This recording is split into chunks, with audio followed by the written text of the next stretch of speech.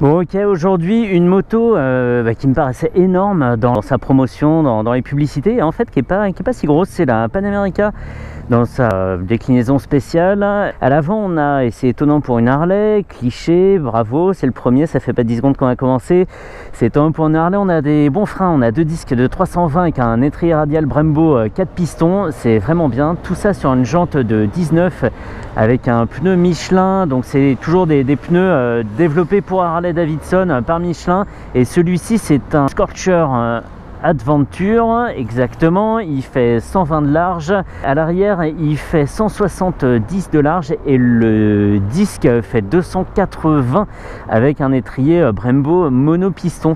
C'est impressionnant de voir un tel disque à l'arrière, et en même temps, d'après ce qu'on m'a dit, on n'a pas trop à s'en servir, pas à 70% comme sur une Harley classique.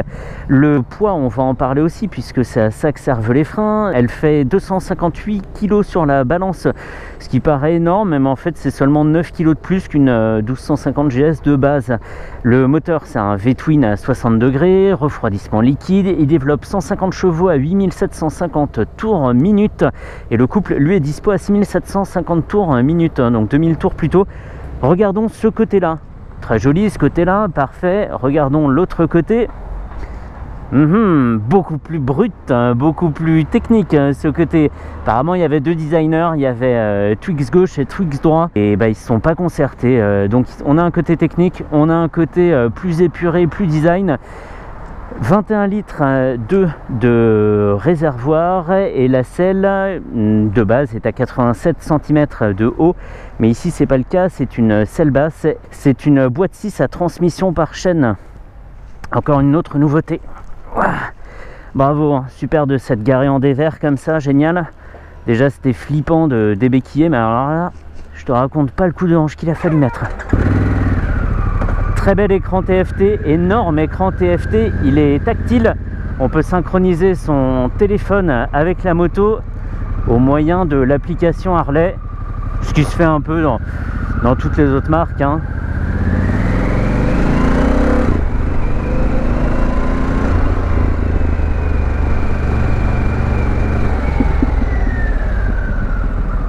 Ambiance sonore, on est bon, ça glougloute, ça pétarade, on n'a pas potato, mais on sait où on est. On est sur une Harley, c'est doux d'utilisation, hein. Là au point de patinage on est tranquille, c'est pas brutal, il y a du couple, mais c'est facilement exploitable. Alors techniquement je pourrais me faufiler, hein. Par contre je renverserai un paquet de voitures, quoi. Oui, parce qu'avec une moto comme ça, c'est toi qui renverses les voitures et pas l'inverse. Merci monsieur à gauche. Putain, on est tranquille. On est tranquille, tout sur un petit filet de gaz, point de patinage. Ça va tout seul, c'était une de mes grosses appréhensions. Après, je sais que le poids, c'est un chiffre, hein. Suivant la répartition des masses, on peut le sentir ou on peut ne pas le sentir du tout. Et là, franchement, ça se manie tranquillement. Il n'y a que des béquillages, hein, qu'il faut filer un bon coup, sous peine de pas faire basculer suffisamment la moto. Mais sinon, nickel, hein. Et on voit là, je peux défiler les infos, température, autonomie, trip A, trip B, avec un petit bouton pour le réinitialiser, le totaliseur, la température. Et si je veux vraiment me balader, j'ai aussi un bouton ici, voilà, la navigation, la musique, les infos sur la moto et les réglages de la moto en général. Donc je reviens dans mon écran avec un paquet d'infos. Il y a la température de l'air, la température de l'eau. Aujourd'hui c'est drapeau rouge, on ne peut pas se baigner, l'eau est à 14 degrés, pardon, non, la température de l'eau, mais du moteur, un voltmètre et une autonomie restante, un petit rappel du trip A, du trip B, du totaliseur en bas à gauche, indicateur de rapport engagé, il y a des poignées chauffantes, plusieurs cartos. Là on est en carto sport, d'où l'indicateur au-dessus de la vitesse. Ici il y a un mode plus, un mode road, un mode off-road, un mode off-road plus, où toutes les assistances sont déconnectées. Vu ma chance la dernière fois en off-road, je ne m'y risquerai évidemment pas. On a un amortisseur de direction aussi, ce qui est assez marrant sur une moto comme ça. C'est pas non plus une sportive, mais bon, soit. Ici en option, on a l'échappement, le sabot, des feux additionnels, d'où le petit commodo ici en plus, qui n'existe pas de série, s'il te plaît.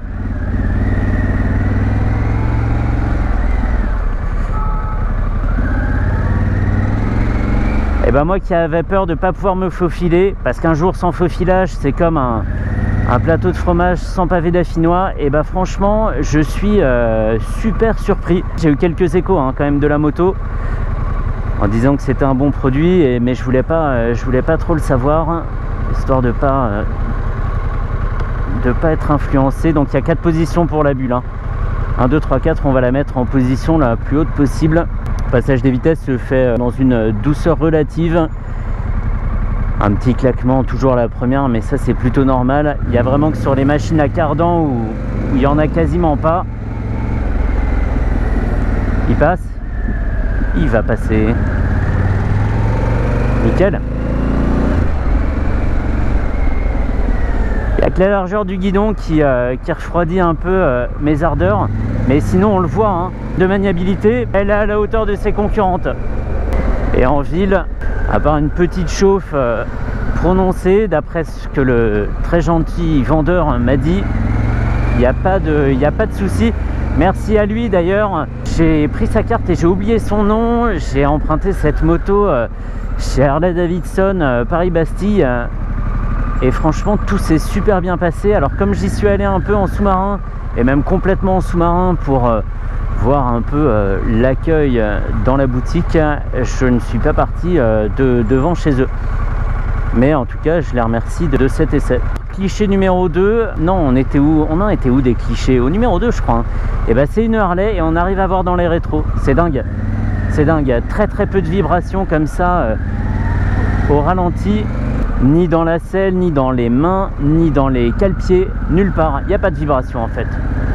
Je dirais pas que je suis sur une moto électrique non plus, hein, mais ils ont quand même réussi à les atténuer avec ce moteur qui est quand même puissant, hein, 150 chevaux et puis un couple très important, c'est pas mal. Par contre, petit souci d'ergonomie, je pensais réussir à trouver les clignotants très mal conduit. Je savais pas que ça se rétrécissait et que je faisais un dépassement par la droite, ça va.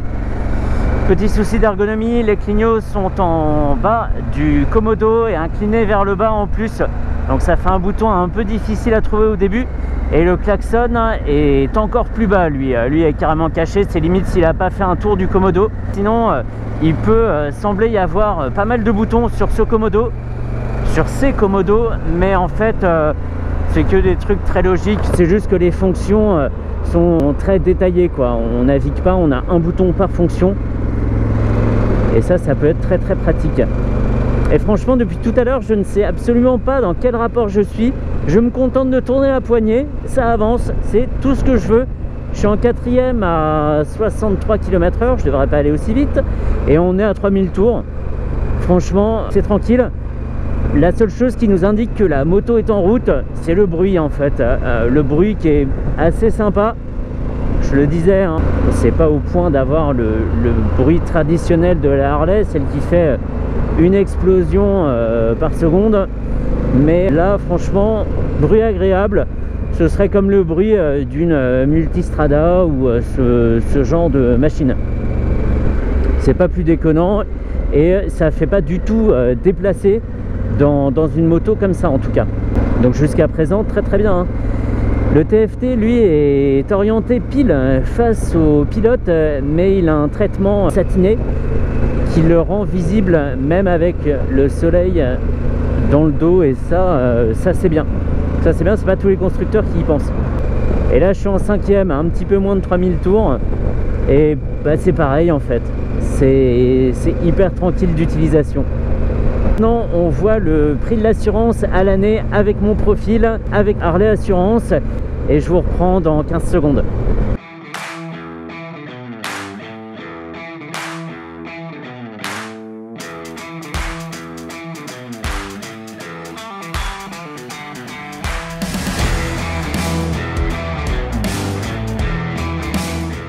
Donc voilà, on a vu un 980 € à ajouter aux 18 300 € de la machine, ou 85 € par mois pour être assuré directement par Harley.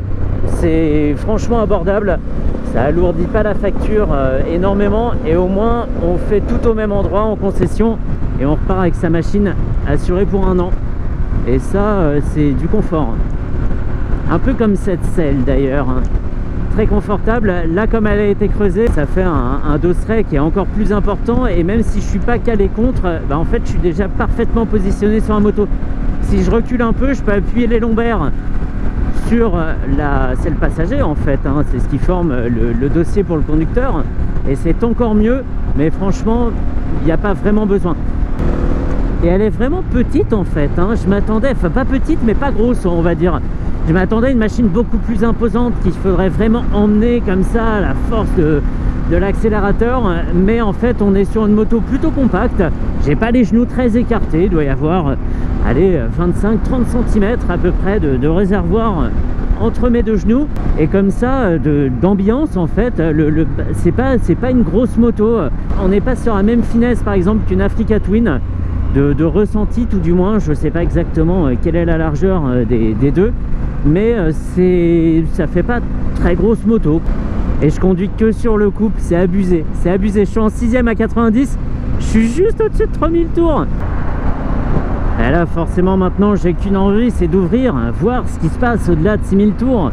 Je le rappelle, le couple dispo à 6750 tours, donc une machine dans laquelle on ne tirera pas énormément, hein. La puissance elle est dispo à 8750. Donc voilà, c'est en même temps le compte tour va jusqu'à 10 000 tours, donc pas une machine qu'on brutalisera, on n'est pas là pour ça, mais c'est toujours agréable de faire une petite sortie de péage dynamique ou de se tirer la bourre avec des amis ou des motards rencontrés sur la route, hein. On sait bien comment ça se passe, on se dit qu'on va rouler tranquille, on croise quelqu'un qui a l'air prêt à s'amuser et puis enfin voilà, c'est n'importe quoi, mais sinon on serait pas motard. Freinage, ok, pas mal de poids sur l'avant au freinage, une fourche qui a tendance à se compresser pas mal. Et je l'ai pas dit, mais les cartos, sport, pluie, route, etc. jouent aussi sur la fermeté de la suspension. C'est une suspension pilotée, donc on n'aura pas la même réponse de la moto au freinage, à l'accélération, etc., etc. Et le frein arrière, vraiment pour une fois, ne fait pas tout le boulot en fait. Il est devenu un ralentisseur. Malgré son diamètre assez important, il faut vraiment utiliser les freins avant pour ralentir la machine et pour l'arrêter même. Allez, on va faire un 4ème.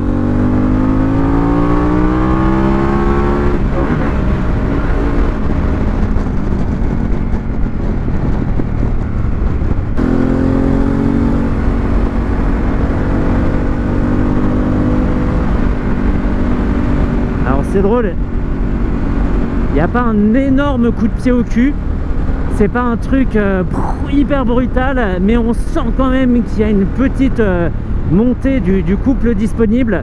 Et voilà que je fais peur aux autres. Non mais n'empiète pas sur le zébra non plus, je vais ralentir, c'est moi qui vais trop vite. Il n'y a pas donc une montée du régime époustouflante à 6000-6500 tours. On sent qu'il y en a plus, beaucoup plus même, mais on n'est pas sur l'énorme surprise non plus, quoi. Ça a été bien amené auparavant, on avait déjà pas mal de ressources disponibles, et là on a encore un petit plus. Mais ça monte très très vite, hein. Je crois que je suis allé jusqu'à 9000 tours, ou peut-être même jusqu'au rupteur, sans m'en rendre compte. Et bah ça vient très très vite, elle monte facilement. Et là on est en 3ème.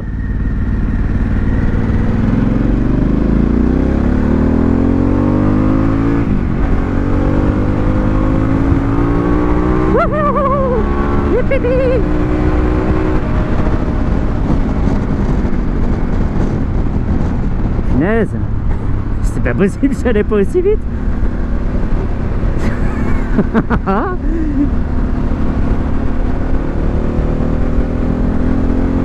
Et c'est reparti, tout en 5ème.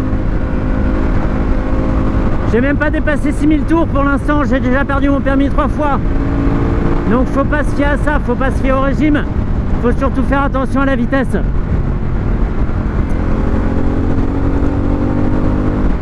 Et elle fait pas énormément plus de bruit à haut régime, parce qu'elle en fait déjà pas mal à moyen régime et à bas régime. C'est une moto que je trouve un peu présente d'un point de vue sonore. Et voilà, tenue de cap, ça se fait tout seul. Je peux même, voilà, c'est... Youhou!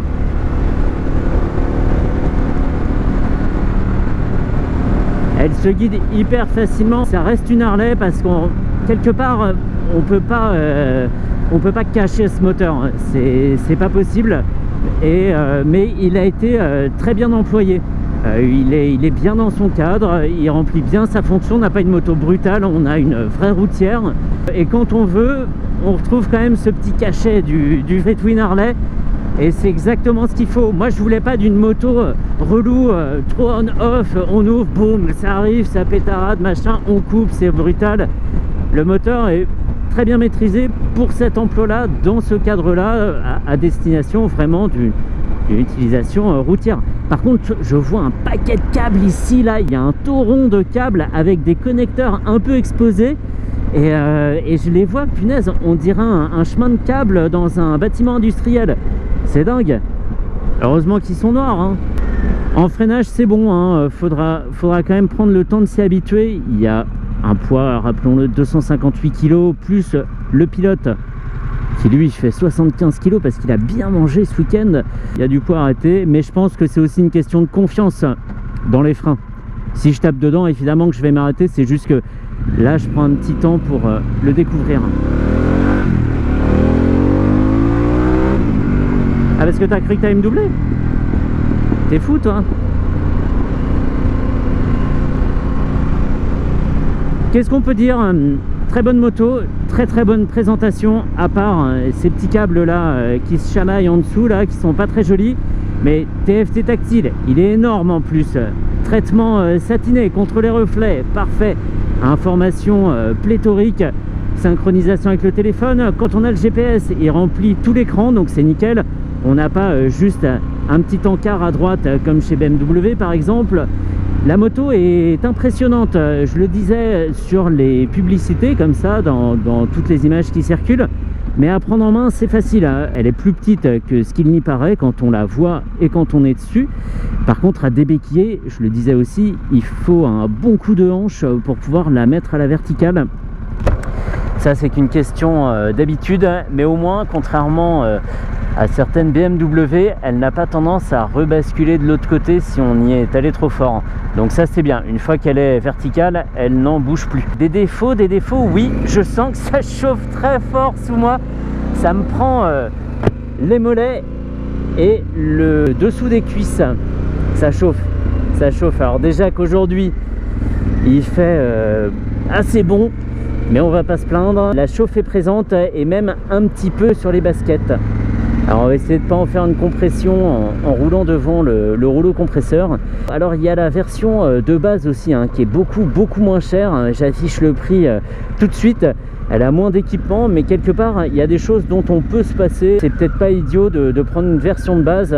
Et je pense qu'elle arrivera, cette moto, à conquérir des parts de marché chez d'autres fabricants de trail mieux installés que Harley.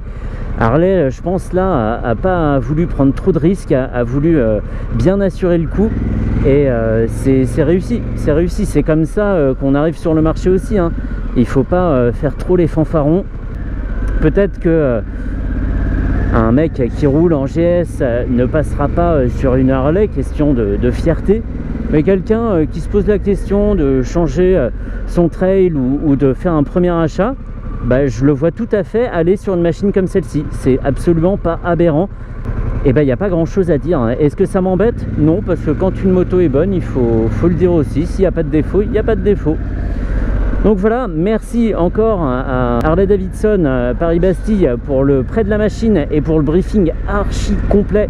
Parce qu'il y a le compteur, il y a tout ce qu'il faut prendre en main, tous les boutons, etc. Et là, vraiment un très bon accueil dans cette boutique. Merci à eux.